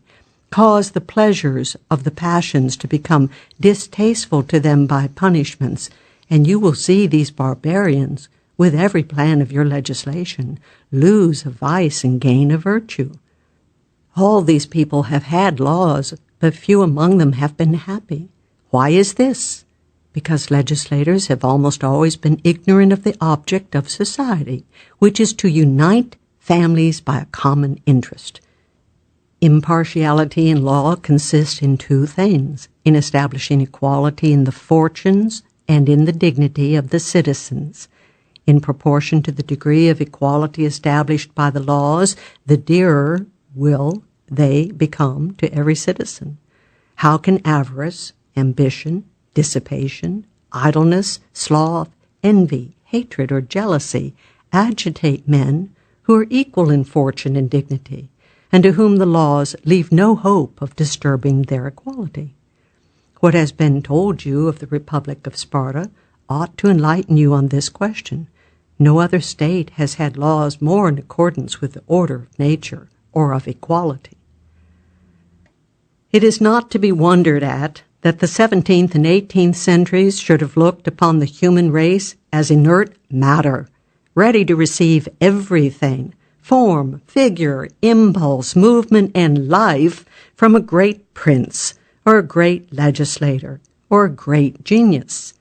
These ages were reared in the study of antiquity, and antiquity presents everywhere, in Egypt, Persia, Greece, and Rome, the spectacle of a few men molding mankind according to their fancy, and mankind to this end enslaved by force or by imposture. And what does this prove? That because men in society are improvable, error, ignorance, despotism, slavery, and superstition must be more prevalent in early times. The mistake of the writers quoted above is not that they have asserted this fact, but that they have proposed it as a rule for the admiration and imitation of future generations. Their mistake has been, with an inconceivable absence of discernment, and upon the faith of a puerile conventionalism, that they have admitted what is inadmissible, namely the grandeur, dignity, morality, and well-being of the artificial societies of the ancient world. They have not understood that time produces and spreads enlightenment, and that in proportion to the increase of enlightenment, right ceases to be upheld by force, and society regains possession of herself. And in fact, what is the political work that we are endeavoring to promote? It is no other than the instinctive effort of every people towards liberty. And what is liberty, whose name can make every heart beat, and which can agitate the world, but the union of all liberties, the liberty of conscience, of education, of association, of the press, of movement, of labor, and of exchange. In other words, the free exercise for all of all the inoffensive faculties. And again, in other words, the destruction of all despotisms, even of legal despotism, and the reduction of law to its only rational sphere, which is to regulate the individual right of legitimate defense, or to repress injustice? This tendency of the human race, it must be admitted, is greatly thwarted, particularly in our country, by the fatal disposition resulting from classical teaching and common to all politicians of placing themselves beyond mankind to arrange, organize, and regulate it according to their fancy. For whilst society is struggling to realize liberty, the great men who place themselves at its head, imbued with the principles of the 17th and 18th centuries, think only of subjecting it to the philanthropic despotism of their social inventions, and making it bear with docility, according to the expression of Rousseau, the yoke of public felicity as pictured in their own imaginations. This was particularly the case in 1789. No sooner was the old system destroyed than society was to be submitted to other artificial arrangements, always with the same starting point, the omnipotence of the law. San Just. The legislator commands the future. It is for him to will for the good of mankind. It is for him to make men what he wishes them to be. Robespierre. The function of government is to direct the physical and moral powers of the nation towards the object of its institution. The Lawfully. A people who are to be restored to liberty must be formed anew. Ancient prejudices must be destroyed, antiquated customs changed, depraved affections corrected, inveterate vices eradicated. For this, a strong force and a vehement impulse will be necessary. Citizens, the inflexible austerity of Lycurgus created the firm basis of the Spartan Republic. The feeble and trusting disposition of Solon plunged Athens into slavery. This parallel contains the whole science of government. Le Pelléateur. Considering the extent of human degradation, I am convinced of the necessity of effecting an entire regeneration of the race, and if I may so express myself, of creating a new people. Men, therefore, are nothing but raw material. It is not for them to will their own improvement. They are not capable of it. According to Saint-Just, it is only the legislator who is. Men are merely to be what he wills that they should be.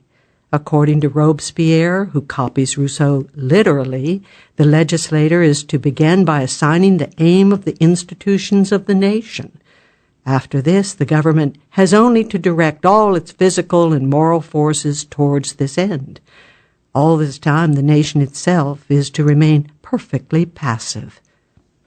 And Billaud Varennes would teach us that it ought to have no prejudices, affections, nor wants, but such as are authorized by the legislator. He even goes so far as to say that the inflexible austerity of a man is the basis of a republic.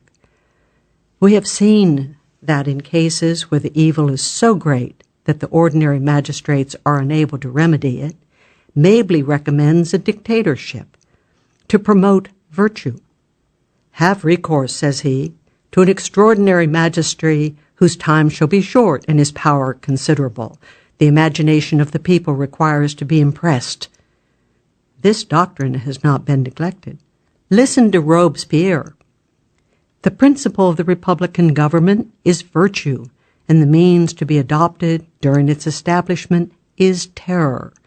We want to substitute in our country morality for self-indulgence, probity for honor, principles for customs, duties for decorum, the empire of reason for the tyranny of fashion, contempt of vice for contempt of misfortune, pride for insolence, greatness of soul for vanity, love of glory for love of money, good people for good company, merit for intrigue, genius for wit, truth for glitter, the charm of happiness for the weariness of pleasure, the greatness of man for the littleness of the great, a magnanimous, powerful, happy people for one that is easy, frivolous, degraded.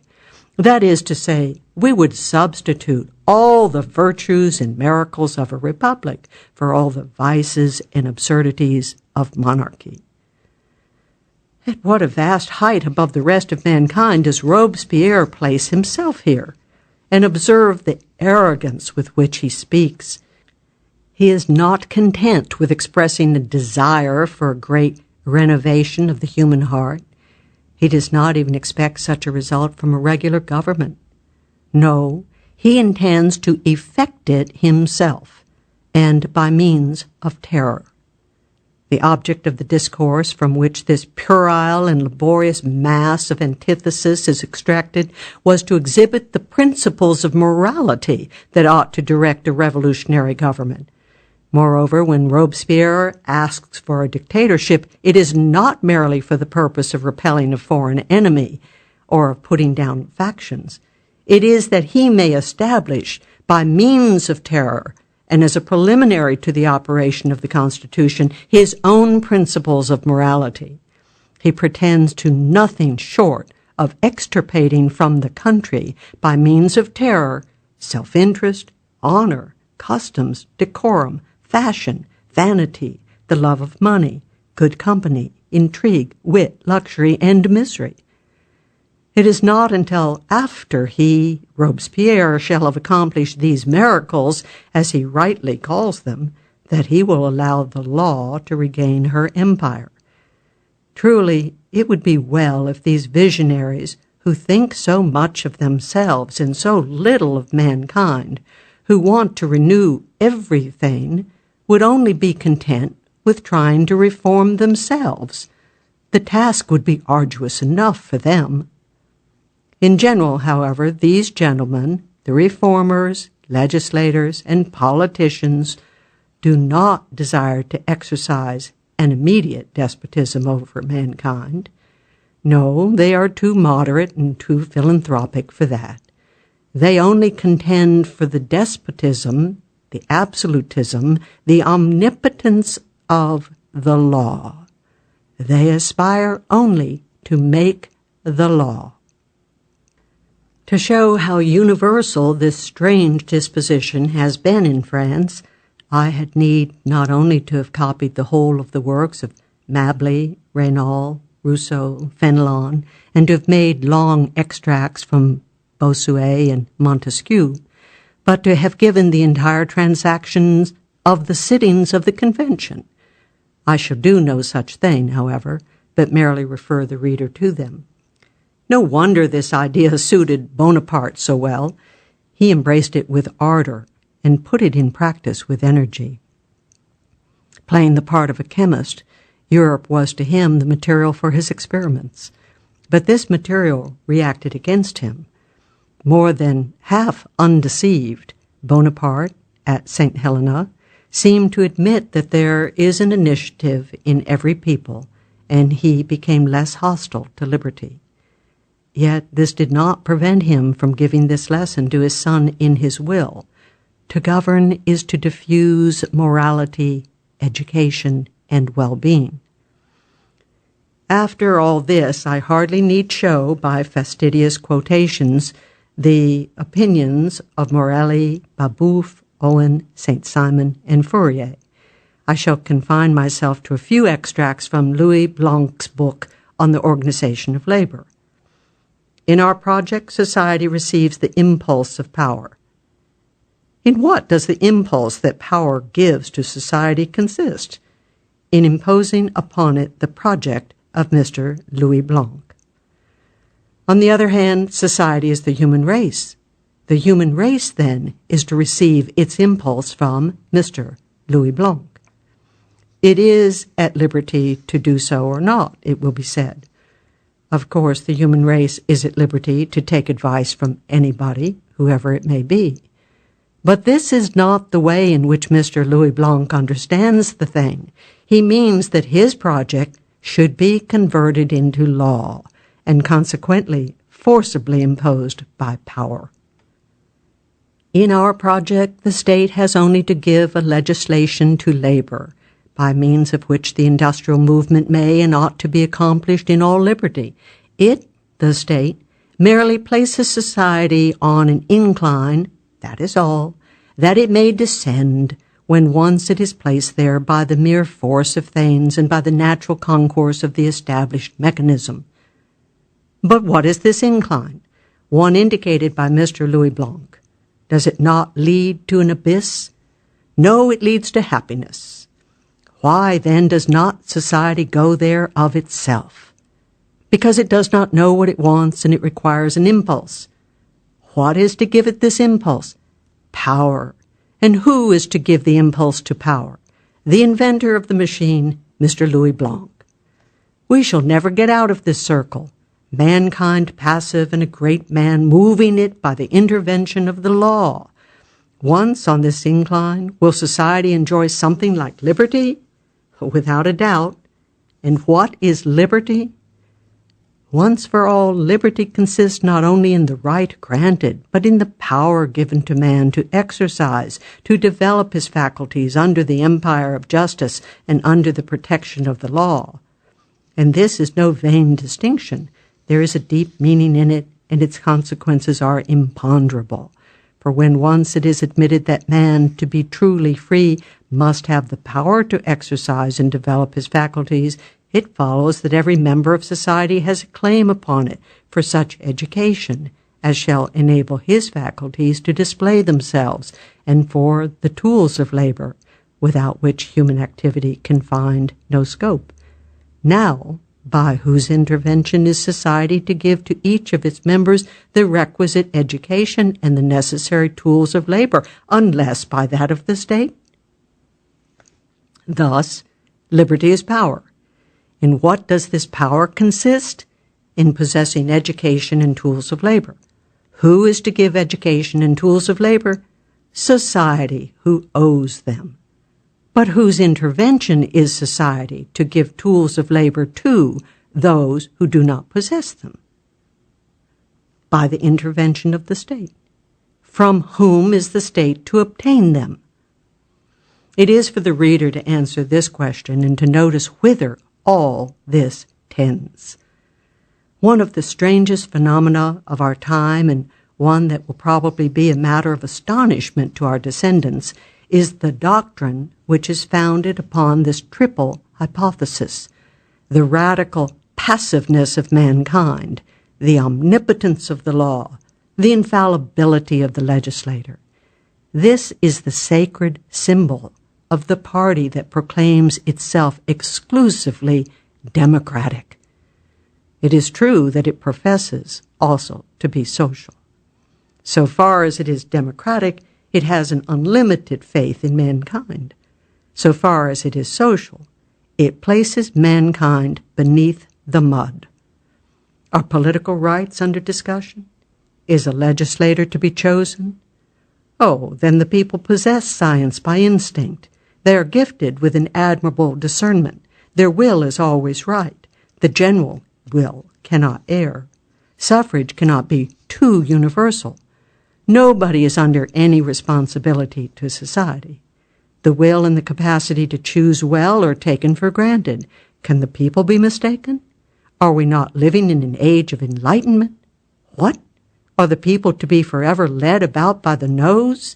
Have they not acquired their rights at the cost of effort and sacrifice? Have they not given sufficient proof of intelligence and wisdom? Are they not arrived at maturity?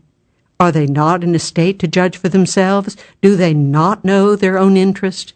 Is there a man or a class who would dare to claim the right of putting himself in the place of the people, of deciding and of acting for them? No, no, the people would be free, and they shall be so.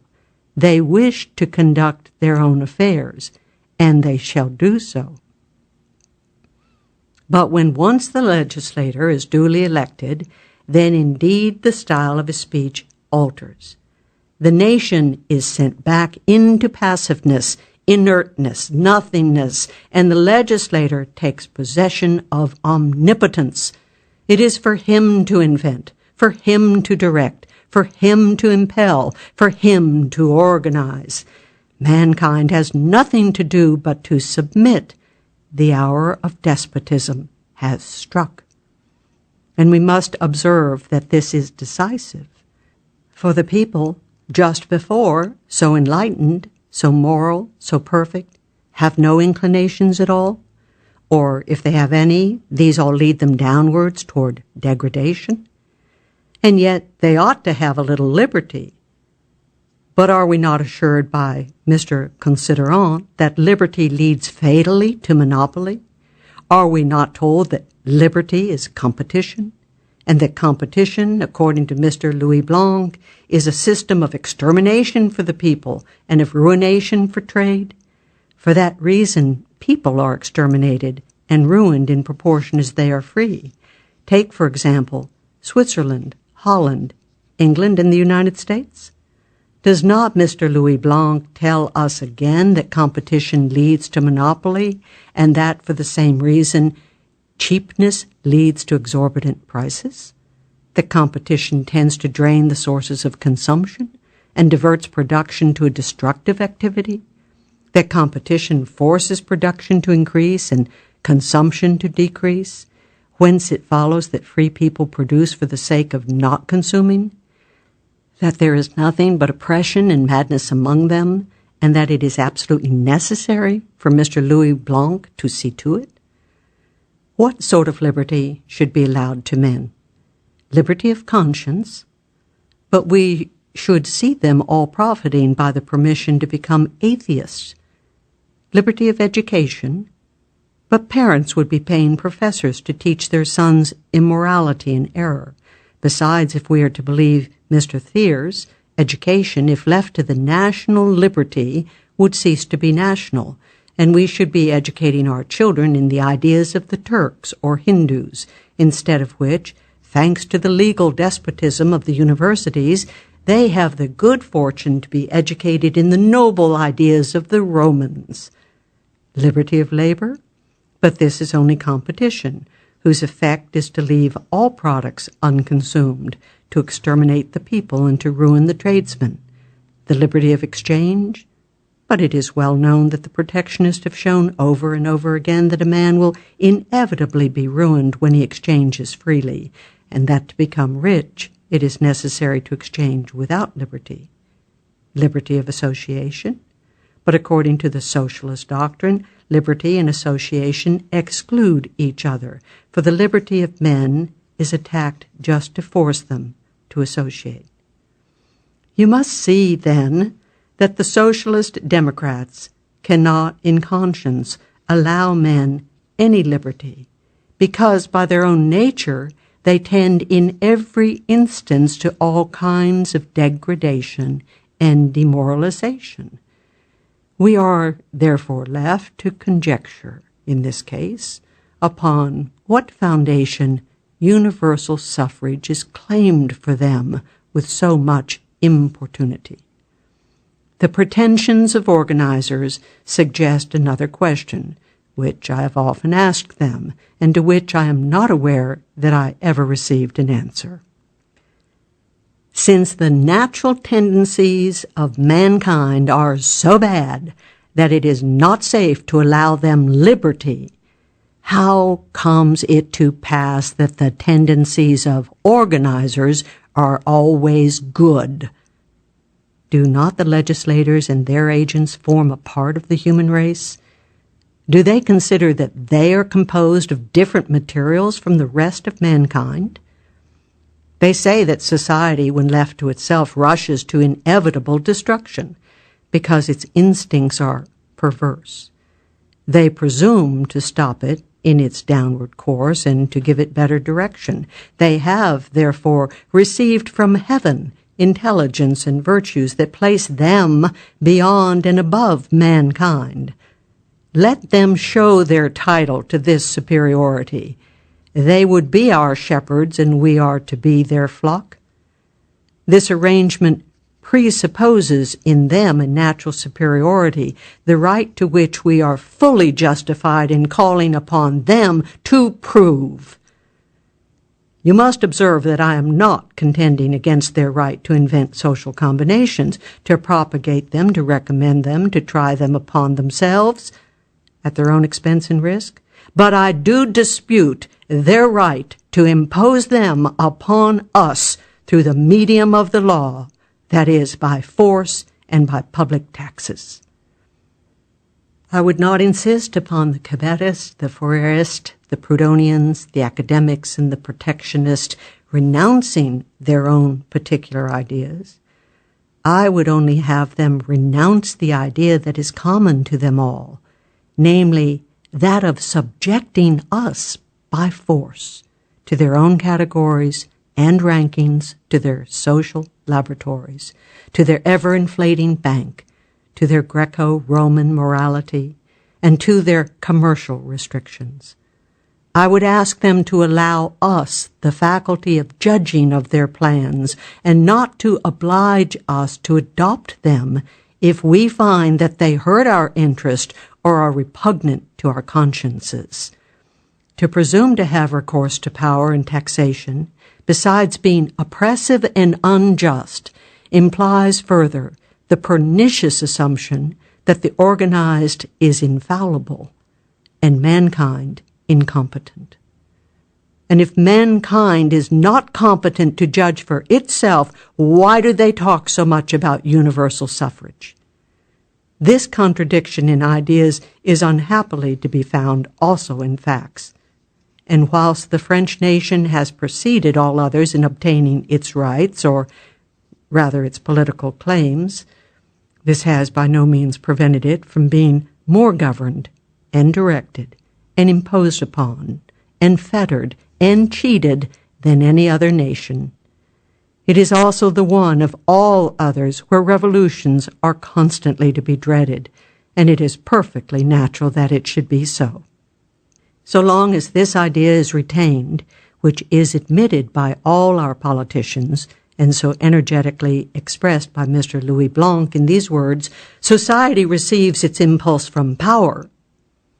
So long as men consider themselves as capable of feeling, yet passive, incapable of raising themselves by their own discernment and by their own energy to any morality or well-being, and while they expect everything from the law, in a word, while they admit that their relations with the state are the same as those of the flock with the shepherd, it is clear that the responsibility of power is immense.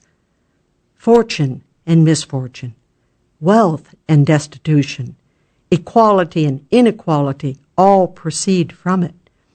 It is charged with everything. It undertakes everything. It does everything. Therefore, it has to answer for everything. If we are happy, it has a right to claim our gratitude, but if we are miserable, it alone must bear the blame. Are not our persons and property, in fact, at its disposal? Is not the law omnipotent? In creating the educational monopoly, it has undertaken to answer the expectations of fathers of families who have been deprived of liberty. And if these expectations are disappointed, whose fault is it? In regulating industry, it has undertaken to make it prosper. Otherwise, it would have been absurd to deprive it of its liberty. And if it suffers, whose fault is it? In pretending to adjust the balance of commerce by the game of tariffs, it undertakes to make commerce prosper. And if, so far from prospering, it is destroyed, whose fault is it? In granting its protection to maritime armaments in exchange for their liberty, it is undertaken to render them self-sufficient. If they become burdensome, whose fault is it? Thus, there is not a grievance in the nation for which the government does not voluntarily make itself responsible. Is it any wonder that every failure threatens to cause a revolution? And what of the remedy proposed? To extend indefinitely the dominion of the law? That is the responsibility of government. But if the government undertakes to raise and to regulate wages and is not able to do it, if it undertakes to assist all those who are in want and is not able to do it, if it undertakes to provide work for every laborer and is not able to do it, if it undertakes to offer to all who wish to borrow easy credit and is not able to do it, if, in words that we regret should have escaped the pen of Mr. de Lamartine, the state considers that its mission is to enlighten, to develop, to enlarge, to strengthen, to spiritualize, and to sanctify the soul of the people, if it fails in this, is it not obvious that after every disappointment, which, alas, is more than probable, there will be a no less inevitable revolution? I shall now resume the subject by remarking that immediately after the economical part of the question, political economy precedes politics. The former has to discover whether human interests are harmonious or antagonistic, a fact which must be settled before the latter can determine the prerogatives of government. Well, that immediately after the economical part of the question and before the political part, a leading question presents itself. It is the following: what is law? What ought it to be? What is its domain? What are its limits? Where, in fact, does the prerogative of the legislator stop? I have no hesitation in answering. Law is common force organized to prevent injustice. In short, law is justice. It is not true that the legislator has absolute power over our persons and property, since they pre-exist, and his work is only to secure them from injury. It is not true that the mission of the law is to regulate our consciences, our ideas, our will, our education, our sentiments, our works, our exchanges, our gifts, our enjoyments. Its mission is to prevent the rights of one from interfering with those of another in any one of these things. Law, because it has force for its necessary sanction, can only have the domain of force, which is justice. And as every individual has a right to have recourse to force only in cases of lawful defense, so collective force, which is only the union of individual forces, cannot be rationally used for any other end. The law, then, is solely the organization of individual rights that existed before law. Law is justice. So far from being able to oppress the people or to plunder their property, even for a philanthropic end, its mission is to protect the people and to secure to them the possession of their property. It must not be said either that it may be philanthropic, so long as it abstains from all oppression, for this is a contradiction. The law cannot avoid acting upon our persons and property. If it does not secure them, then it violates them if it touches them. The law is justice. Nothing can be more clear and simple, more perfectly defined and bounded, or more visible to every eye. For justice is a given quantity, immutable and unchangeable, and which admits of neither increase nor diminution. Depart from this point, make the law religious, fraternal, equalizing, industrial, literary, or artistic, and you will be lost in vagueness and uncertainty. You will be upon unknown ground, in a forced utopia, or, what is worse, in the midst of a multitude of contending utopias, each striving to gain possession of the law and to impose it upon you. For fraternity and philanthropy have no fixed limits, as justice has. Where will you stop? Where is the law to stop? One person, Mr. de St. Cric, will only extend his philanthropy to some of the industrial classes, and will require the law to slight the consumers in favor of the producers.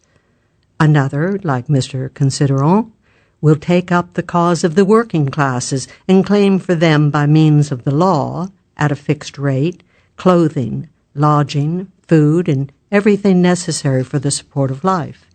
A third, Mr. Louis Blanc, will say, and with reason, that this would be an incomplete fraternity and that the law ought to provide them with tools of labor and education. A fourth will observe that such an arrangement still leaves room for inequality and that the law ought to introduce into the most remote hamlets luxury, literature, and the arts. This is the high road to communism.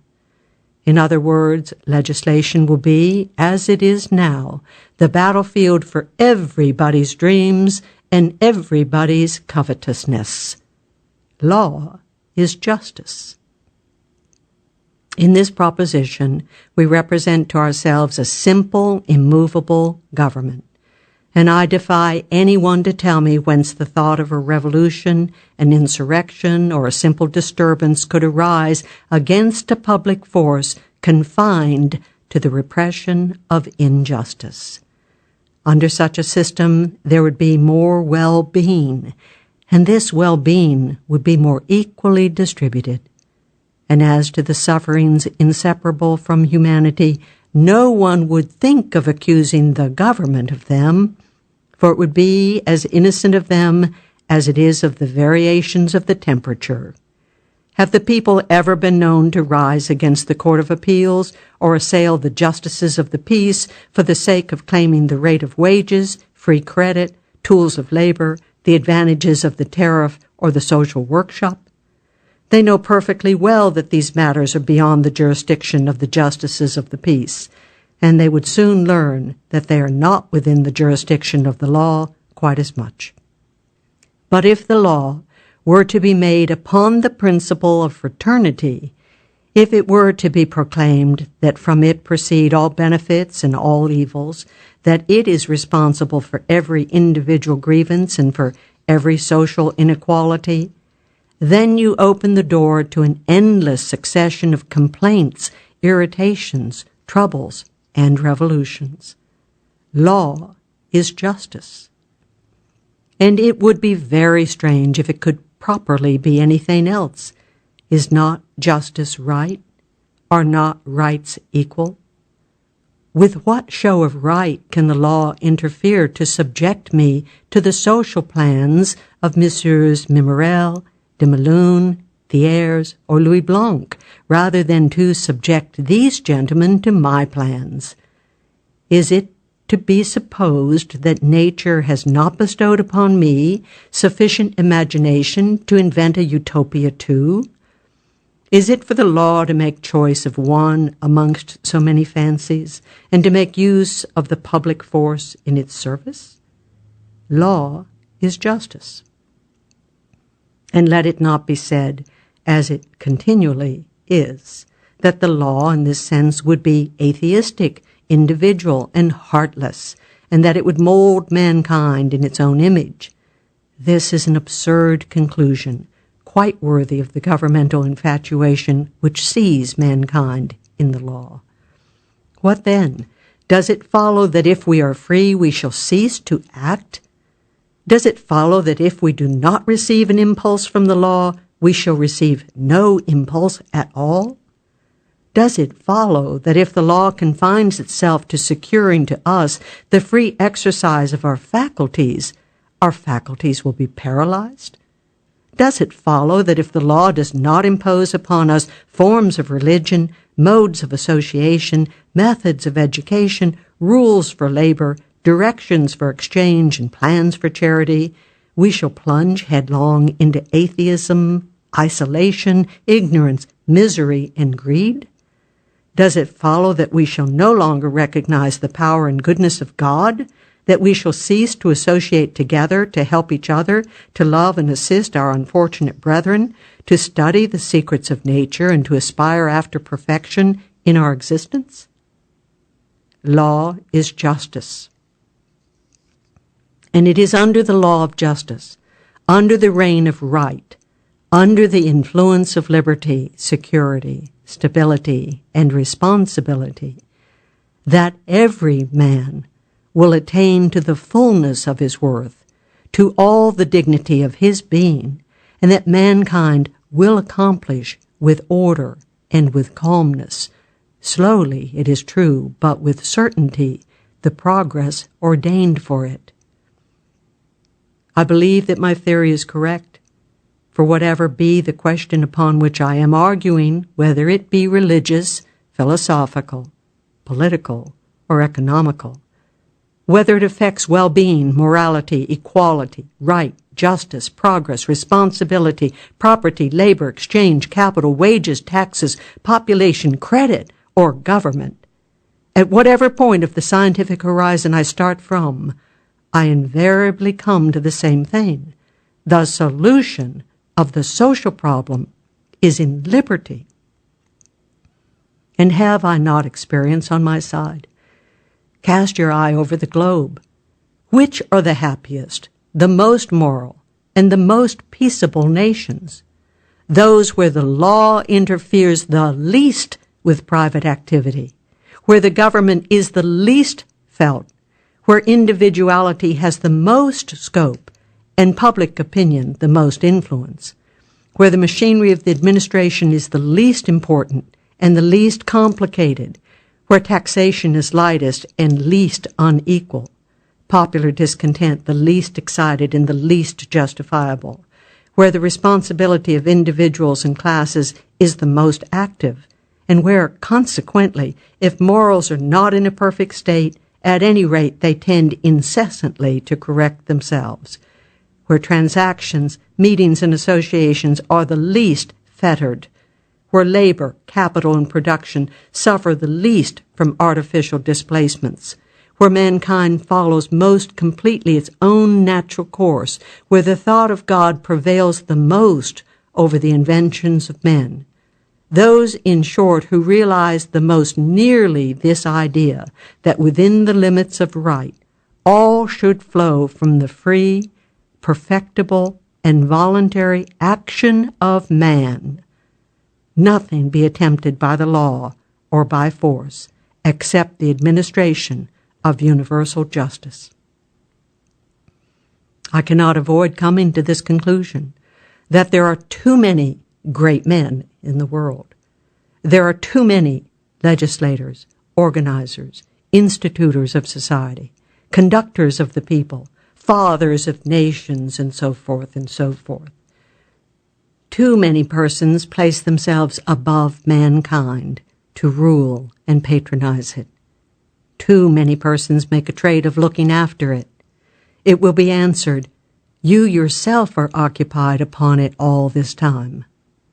Very true, but it must be admitted that it is in another sense entirely that I am speaking, and if I join the reformers, it is solely for the purpose of inducing them to relax their hold. I am not doing as Vaucanson did with his automaton, but as a physiologist does with a human frame. I would study and admire it.